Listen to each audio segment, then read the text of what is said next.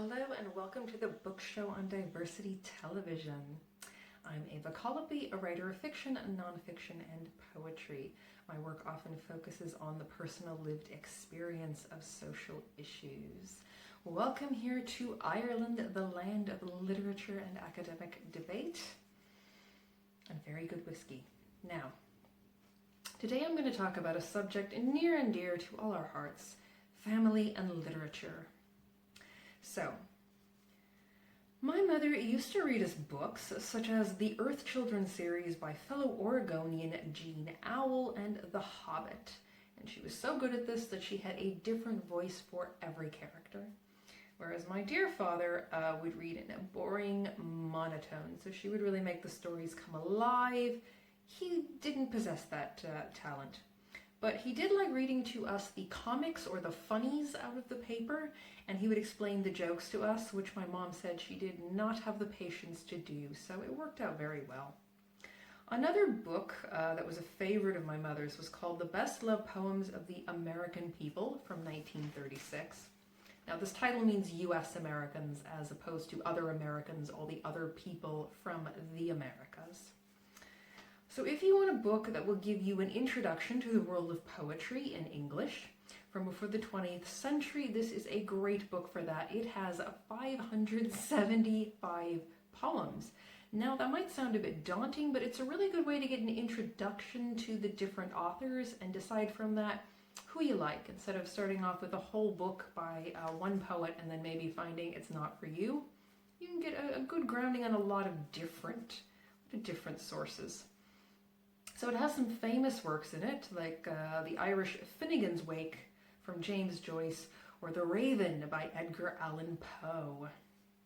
And it has works by less well-known authors like Ella Wheeler Wilcox, who was better known when the book was published. She was very famous in her time and has since become little known. She was a feminist in her time, and by that I mean gender equality. In an era when women took their husband's name, went from being their father's piece of property to their husband's piece of property, Mrs. Man's property, she kept her name Wheeler and added her husband's name Wilcox, which women of course did not do in that time. She was very happy to be married and loved her husband very much by all accounts.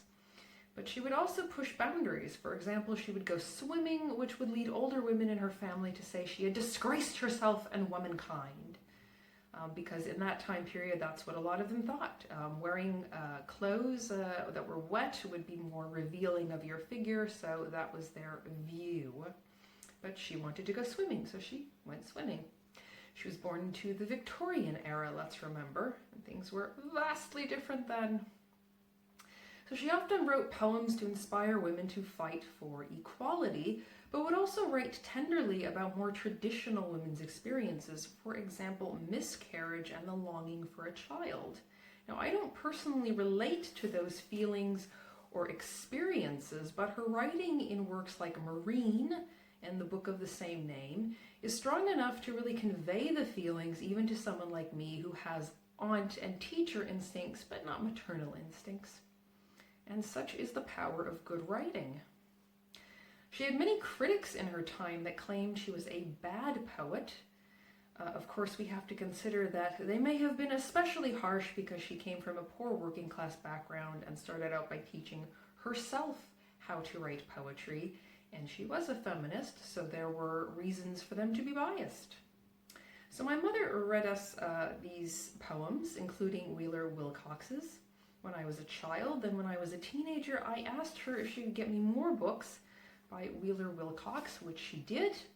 I also asked her for books by the great writer Maya Angelou after I heard a singer-songwriter I really liked, Fiona Apple, was a big fan of hers. So I wound up reading all of Maya Angelou's autobiographies and poetry anthologies. And in my 20s, my mother actually took these books and read them herself. She hadn't read Maya Angelou before, and it taught her a lot about the African-American experience of her country, something our beloved, beautiful, and usually open-minded Pacific Northwest certainly had not been talking about. Now, I would love to share some of Maya Angelou's work with you, but it is not in the public domain. The author's A Life Plus 50 Years, but I would definitely recommend reading her work. It's very good. I am going to share one of Ella Wheeler Wilcox's poems from the Best Loved Poems of the American People, and originally one of her books, of course. Now, she had many poems about women's empowerment, but this poem I'm choosing because it was my mother's favorite poem of all time, so I'll share it. My dad didn't have one favorite poem of all time, and I have no time to read all of Joseph Campbell's book Transformations of Myth Through Time, which my dad loved, so we'll just have to go with my mom's pick. Ad finem, or to the end in Latin. I looked it up. So reading from the computer here, because as I said, I don't have copies of these books myself anymore. This is Ad finem. On the white throat of the useless passion that scorched my soul with its burning breath, I clutched my fingers in a murderous fashion and gathered them close in a grip of death. For why should I fan or feed with fuel a love that showed me but blank despair? So my hold was firm and my grasp was cruel. I meant to strangle it then and there. I thought it was dead, but with no warning it rose from its grave last night, and came and stood by my bed till the early morning, and over it spoke your name. Its throat was red where my hands had held it. It burned my brow with its scorching breath, and I said the moment my eyes beheld it, a love like this can know no death. For just one kiss that your lips have given in the lost and beautiful past to me, I would gladly barter my hopes of heaven and all the bliss of eternity. For never a joy are the angels keeping to lay at my feet in paradise, like that of into your strong arms creeping and looking into your love-lit eyes. I know the way that sins are reckoned. This thought is a sin of the deepest dye, but I know too if an angel beckons, standing close to the throne on high, and you adown by the gates infernal should open your loving arms and smile, I would turn my back on things supernal to lie on your breast a little while. To know for an hour you were mine completely, mine in body, my soul my own, I would bear unending torture sweetly with not a murmur and not a moan. A lighter sin or a lesser error might change through hope or fear divine, but there is no fear and hell has no terror to change or alter a love like mine.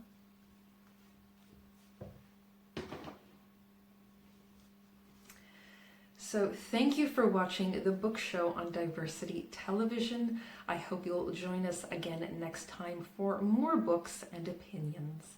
I'm Ava Colopy in Ireland, and to all our viewers out there, I hope you find what you're looking for.